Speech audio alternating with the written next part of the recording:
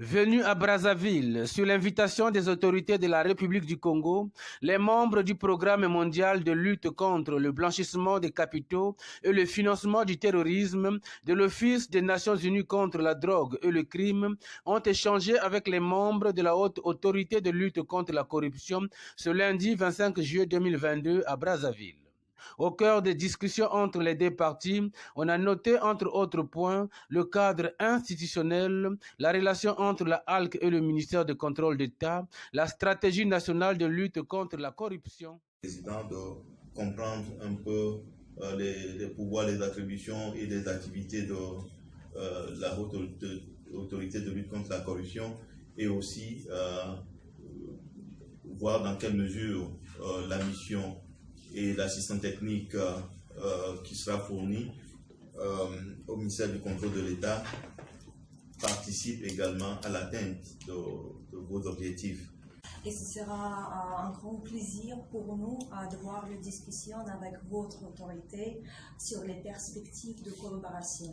Parce que la corruption est une des infractions sous-jacentes pour le blanchiment d'argent et c'est très important qu'on établisse le lien entre la corruption et le blanchiment de produits de la corruption avec l'objectif de les confisquer. S'agissant des pouvoirs de la Haute Autorité de lutte contre la corruption,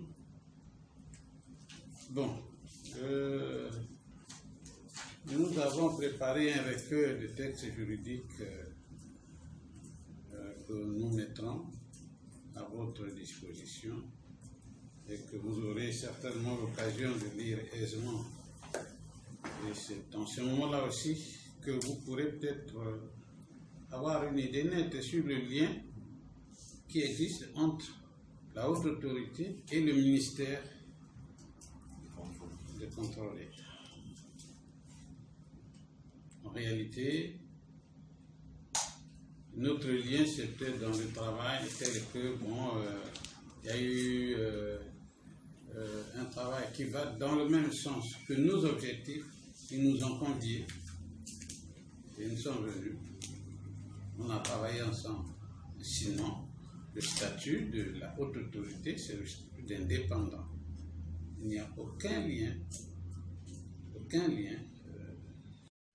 Environ 2 heures d'échange entre le président de la HALC, Emmanuel Olita Ondongo, ses collaborateurs, et le chef de la délégation du coordonnateur régional de l'ONUDC, Kodio Atisson, et sa suite.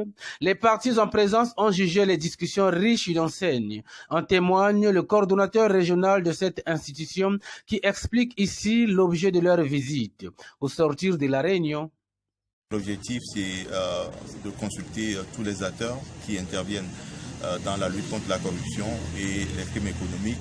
Et c'est dans ce cadre-là que nous avons organisé, en tout cas nous avons été reçus par la Haute Autorité de lutte contre la corruption pour discuter du travail déjà de la Haute Autorité et aussi discuter des différents domaines d'assistance technique qui s'inscrit dans le cadre de cette mission qui a été sollicité par le ministère du contrôle de l'État.